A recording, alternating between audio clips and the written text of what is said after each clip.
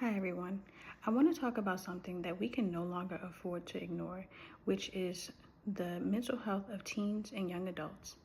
This is a growing crisis, and I want to walk you through the who, what, where, when, why, and how of it so we can understand what is really happening and what we can do to help. Let's start with who is being affected.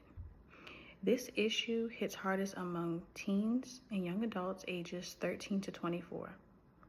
These are high schoolers, college students, and young adults who are just entering the real world. They are in a stage where they are still having emotional and mental development, yet they are carrying burdens that a lot of people will never understand. What is happening? They are having higher rates of depression, anxiety, self-harm, and suicidal thoughts, and it's climbing so fast. According to the Centers for Disease Control and Prevention, more than 40% of high schoolers reported persistent feelings of sadness and hopelessness, and about 1 in 5 seriously consider suicide. This is not just a statistic. That is 1 in 5 of our children, our neighbors, our teammates, our co-workers, or our classmates. These numbers are even higher among LGBTQ plus members and students of color because they often experience additional stress and discrimination. This is happening across the country in every type of community, urban, rural, and suburban. But it tends to be even more severe in areas where mental health care is limited, such as rural towns or low-income neighborhoods. That means students who need the most help often are the ones who don't get it. When did this crisis start to rise? Mental health challenges in teens have been growing for over a decade, but things got much worse during the COVID-19 pandemic. Lockdown, school closures, missed milestones such as prom or graduation, and social isolation had a huge emotional toll.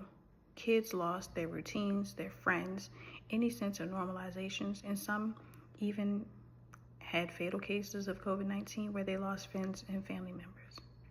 And they had to deal with all this while still keeping up with schoolwork and trying to find a new sense of normal. Why is this happening?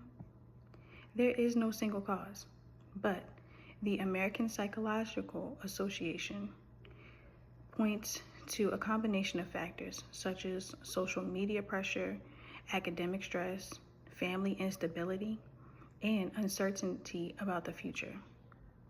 While teens today are more open about mental health than previous generations, being open doesn't always mean they're getting the support that they need. Many still feel ashamed or misunderstood, especially those in the LGBTQ plus community. So how can we help? Some progress is being made. Schools are starting to add mental health counselors and offer telehealth services and create mental health days to give students a break when they need one. But we can't stop there. Mental Health America emphasizes the importance of early intervention, teaching kids coping skills, and reducing the stigma around asking for help. Families, educators, coaches, and peers all have a role to play in creating an environment where mental health is taken seriously. To wrap this up, the mental health of teens and young adults is a public health issue.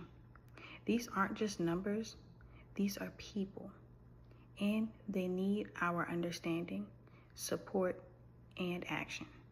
The more we talk about it, the more we normalize it, and the more we prioritize solutions, the better chance that we have at protecting an entire generation and the generations to come.